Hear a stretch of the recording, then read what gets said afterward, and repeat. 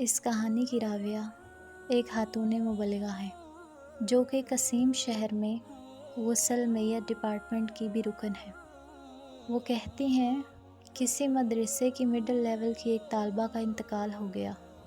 اس بچے کی عمر ابھی تھوڑی ہی تھی اور وہ جوانی کی دہلیز پہ قدم رکھ رہی تھی۔ اس کا نام نوف تھا۔ جب اس کی وفات ہو گئی تو اس کی ماں اور اس کی بہنیں اسے میرے پاس لائیں تاکہ میں اسے غسل دوں اور کفن پہناؤں۔ شدت غم سے اس کی ماں کا رو رو کر برا حال تھا۔ وہ اپنی بیٹی سے چمٹی ہوئی تھی۔ وہ اس سے جدا ہونے کا نام ہی نہیں لے رہی تھی۔ میں نے بڑی مشکل سے اسے علیحدہ کیا اور غسل خانے کا دروازہ بند کر دیا تاکہ اسے اچھے طریقے سے غسل دے سکوں۔ میں نے جب اس کے چہرے سے دوپٹہ ہٹایا تو میں حیران رہ گئی۔ اللہ کی قسم، اس کے چہرے سے نور کی شعاعیں جیسے اٹھ رہی تھی، جیسے نجف کی خوب تیز روشنی ہے۔ میں اس کے نورانی چہرے کی تابانی دیکھ کر ورطۂ حیرت میں ڈوب گئی۔ میرے پاس غسل کے لیے جو بھی لڑکیاں لائی جاتی تھی ان میں سے کچھ نارمل کیفیت میں ہوتی، کسی کا چہرہ مرجھایا ہوا ہوتا اور بعض سے ناگوار بو محسوس ہوتی، مگر اس لڑکی کا معاملہ الٹ تھا۔ اس کا چہرہ تو روشنی سے دمک رہا تھا۔ دوران غسل میں نے دیکھا کہ محسوس ہو رہا تھا اس کے دائیں اور بائیں ہاتھ کی شہادت کی انگلی اٹھی ہوئی ہے۔ میں نے کہا ہو نہ ہو یہ ایک پاکیزہ سیرت لڑکی ہے جسے اللہ نے اس کے کسی عمل صالحہ کی وجہ سے عزت و تکریم بخشی ہے۔ مجھے اس کی خوش قسمتی پہ رشک آیا۔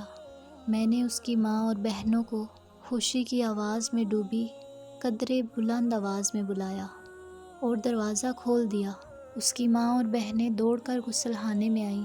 میں نے اس کی ماں کو مبارکباد دی اور ان تمام حیرت انگیز باتوں سے آگاہ کیا جن سے مجھے دوران غسل واسطہ پڑا تھا۔ اس کی ماں نے اپنے تمام مادرانہ جذبات نچھاور کرتے ہوئے اس کی پیشانی کو چوما اور بالخصوص اپنی بیٹی کی نماز کا تذکرہ کیا۔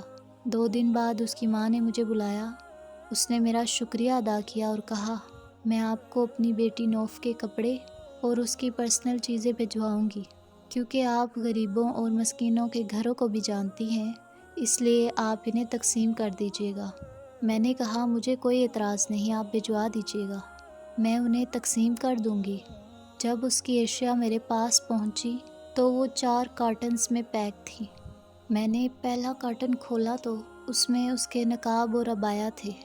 وہ سب کے سب لمبے چوڑے اور ڈھیلے ڈھالے تھے، نہ وہ تنگ تھے نہ باریک اور نہ چھوٹے۔ میں نے دوسرا کارٹن کھولا تو اس میں اس کے کپڑے تھے۔ وہ سب بھی پورے بازوؤں والے، ڈھیلے ڈھالے اور مکمل جسم کو ڈھانپنے والے تھے۔ سب لباس انتہائی سادہ تھے۔ وہ شوخ اور بھڑکیلے نہیں بلکہ جاذب نظر اور بہترین لباس تھے۔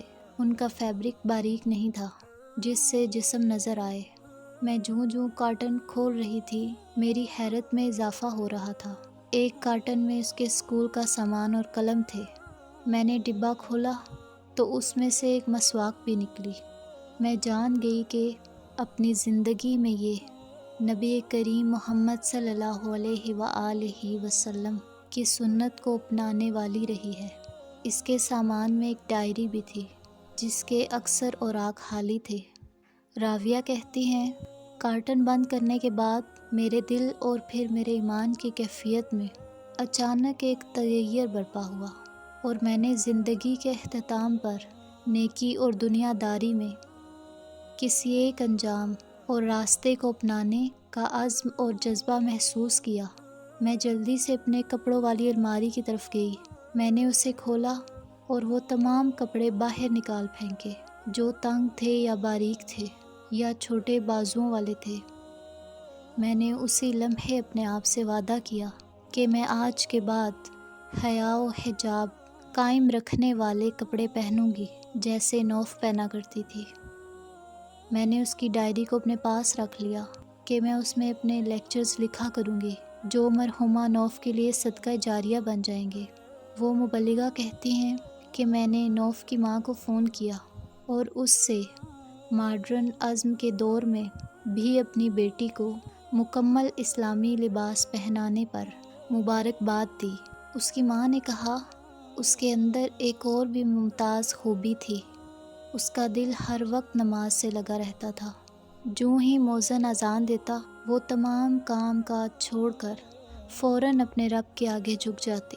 اللہ نوف اور ان تمام عورتوں پر رحم فرمائے جنہوں نے زمانے کے چلن کی پرواہ نہ کرتے ہوئے اپنے رب کی خوشنودی کی خاطر اسلامی تعلیمات کے مطابق لباس پہنا اور اللہ کے احکام اور سنت کا دامن تھام کر رکھا۔ اس واقعے میں میری ان تمام ماؤں، بہنوں اور بیٹیوں کے لیے حوصلہ افزائی کا سامان ہے، جو زمانے کو خوش کرنے کی بجائے اپنے پروردگار کو خوش کرنے کی فکر میں رہتی ہیں اور شریعت کے اصولوں کے مطابق زندگی بسر کرتی ہیں کہ اللہ تعالیٰ کل قیامت کے دن انہیں سرخرو کرے گا انشاءاللہ تعالیٰ۔ اور جو مسلمان خواتین ماڈرن طبقے اور رجحانات کی مصنوعی چکا چوند سے متاثر ہو کر نیم عریاں اور سخت چست لباس زیب تن کر کے معاشرے کی نظروں میں تہذیب یافتہ بننے کی فکر میں اپنے رب کو ناراض کرتی ہیں، ان کے لیے پیغام ہے کہ وہ اپنی اس روش سے باز آ جائیں اور احکام الہی کے مطابق زندگی بسر کرنے کا تہیہ کر لیں۔ نوف کی ہی عمر یا ادھیڑ عمری میں بلاخر اپنے رب کے سامنے پیش ہونا لازم ہے۔ اللہ تعالیٰ ہمیں دین کو سمجھنے اور اس پہ عمل کرنے کی توفیق عطا فرمائے۔ آمین ثم آمین۔